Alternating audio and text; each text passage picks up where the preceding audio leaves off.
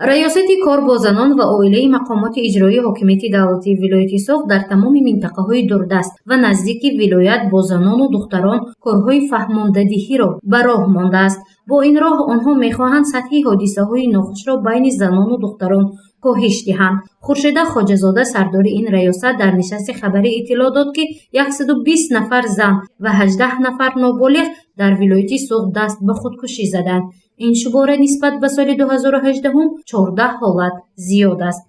бобати пешгирӣ намудани ин амалҳои ношоиста байни занону духтарон кору ҳамбоз ҷониб намоем. дар ин ҷумла гуфтанӣ ҳастанд, ки имрӯз мутаассифона яке аз омилҳо ин зиёдшавии худкушӣ ва суиқасд ба ҷони худ дар байни занону духтарон, ҳамчунин зиёдшавии ҷиноят дар байни занон ва ҷавондухтарон ва мутаассифона яке аз ҳодисаҳое ки имрӯз вақте ки мо мегӯем, ки сарчашмаи осоиштагӣ, сарчашмаи солимии ҷомеа аз оилаи солим қарор мегирад, вале дар ин сам мебинем, ки бекоршавии ақди никоҳ нисбати соли 2018 мутаассифона дар соли 2019 он теъдод ба нисбати соли гузашта 228 ададро нишон медиҳад, фаро гирифтааст ва ҳатто мо дар ин ҷода ҳам бетарафӣ зоҳир нанамудем, кӯшиш намудем, ки оиди ин масъала як дар алоҳидагӣ бо сохторҳои мақомотҳои таҳтро вобаста ба иҷрои қонунгузории ҷумҳурии Тоҷикистон оид ба масъалаҳои оилавӣ дар ниҳоди аввал дар бахшҳову шӯъбаҳои корбозномаи оила дар шаҳри Моҳоли вилоят ва аз ҷумла дар назди раёсати корбозномаи оила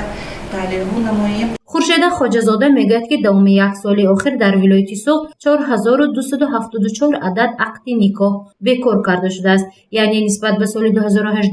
228 адад бекоршавии ақди никоҳ бештар ба қайд гирифта шудааст. таҳлили раёсати кор бо занони мақомоти иҷроии ҳокимияти давлатии вилояти Соғ нишон додааст, ки сабабҳои асосии вайроншавии оилаҳо ин якдигарнофаҳмӣ, беморӣ доштани яке аз тарафҳо, дахолати волидон, таҳаммулнопазирӣ, хиёнат ба ҳамсарон, муҳоҷирати меҳнатӣ ва бефарзандӣ маҳсуб мешавад. ва таҳлилҳо нишон медиҳанд, ки аз 4274 адад ақди никоҳ ки бекор карда шудааст,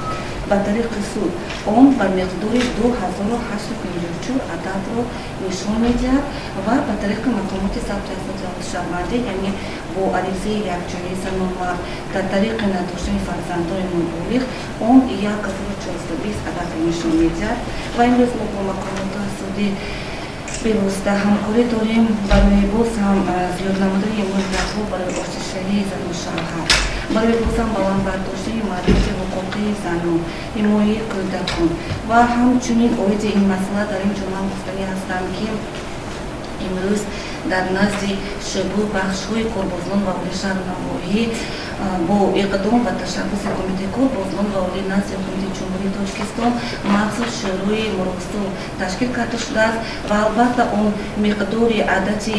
наниҳоят баланд ва ҳам нишон дода набошад оиди оштишавии оилаҳо, вале мо мебинем, ки он ҳам натиҷаҳои хеле дилхоҳро нишон дода изодааст. масъулини ин ниҳод мегӯянд, бо сокинони вилояти Соғ мулоқот ва маҳфилҳои доимоамалкунандаро ба роҳ монданд. мақсади он пешгирии вайрон намудани оила, таҳкими мавқеи оила дар ҷомеа, боло бурдани маърифати оиладорӣ, баланд бардоштани масъулияти падару модар дар таълиму тарбияи фарзанд ба ҳисоб меравад. паҳлӯҳои дигари масъалаҳое, ки дар нишасти хабарии раёсати кор бо занон ва оилаи мақомоти иҷроии ҳокимияти давлатии вилояти Соғ баррасӣ шуд, дар барномаҳои минбаъдаи хабар инъикос хоҳем кард. гузориши Мафнушкур ва Насим Раҳимов барои барномаи иттилоотии Хабар.